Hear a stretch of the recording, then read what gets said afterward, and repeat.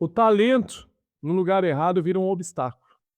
Então, muitas vezes a gente é bom em alguma coisa, a gente tem clareza disso, e aí a gente vai sendo direcionado muitas vezes pela nossa liderança, por pessoas que são nossas referências, poder pegar professores ali na nossa base escolar, e aí às vezes a gente está ali fazendo uma prova de matemática e a gente não tem talento, não tem dom, e se a gente se esforçar, a gente vai ser no máximo mediano. E isso aconteceu comigo. Eu nunca fui de exatas, eu nunca fui bom em questões de matemática, física, química e tal, mas a gente teve que cumprir uma jornada na escola e isso também me trouxe outras habilidades e me trouxe outras percepções. Então, às vezes, a gente precisa trabalhar os nossos pontos fracos, aquilo que a gente não tem tanta aptidão, primeiro, para aprender a lidar com o tédio. A vida nem sempre vai ser o que a gente gosta, o que a gente tem talento. Eu amo fazer palestras, mas eu não gosto da parte burocrática de ler contratos e um monte de coisa, e mesmo assim faço, porque faz parte do meu trabalho. Apesar de eu amar minha profissão e amar o que eu faço, não são todos os capítulos da profissão que eu amo. Eu não amo, por exemplo, quando um voo atrasa, quando eu tenho alteração de logística pela companhia aérea, eu não gosto disso.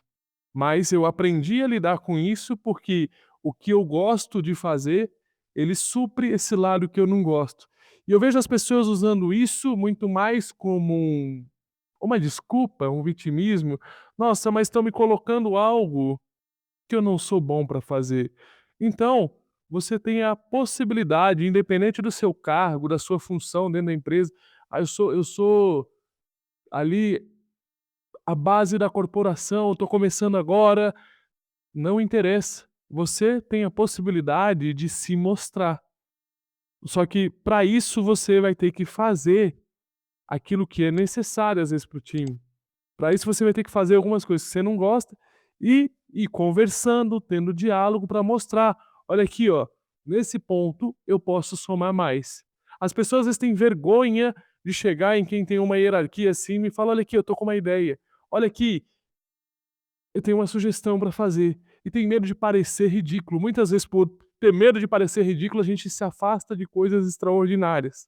Porque eu sempre pensei assim: "Poxa, o que que eu tenho aqui que eu posso aprender? O que que eu posso perguntar? O que que eu posso ver que ninguém viu?". Eu sempre busco esse ponto de vista e, obviamente, muita coisa que não faz sentido já passou pela minha cabeça, mas eu nunca me envergonhei disso, no sentido: "Não, essa pergunta aqui vai ser muito boba, essa pergunta aqui não faz sentido". Claro que se você formular bem, se você colocar um sentido naquilo, talvez faça sentido para mais gente. E aí você impacta outra pessoa, e para aquela pessoa que você impactou, você já é uma referência, independente de quanto tempo de empresa você tem. Então é muito nesse sentido.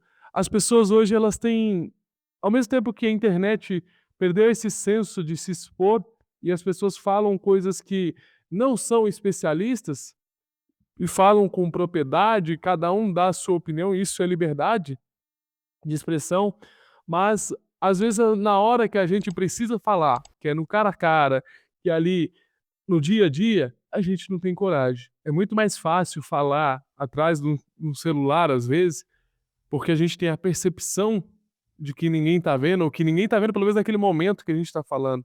E a gente não vai ter esse confronto de ideias. Então a gente tem uma responsabilidade sim, sobre o que acontece na nossa vida. A gente não tem a possibilidade de controlar toda a vida, a gente não, muitas vezes a gente não merece passar pelo que a gente está passando, quero deixar isso muito claro. Mas a partir do momento que alguns acontecimentos ocorreram na vida, a gente sempre tem a escolha, o livre-arbítrio de escolher como que a gente vai lidar com isso, o que que a gente vai fazer com o que a vida nos deu. E ali é onde muitas pessoas ficam nesse limbo e ficam dando desculpas: "Ah, porque isso aqui foi o máximo que a vida ofereceu para mim, porque Deus quis assim, porque a".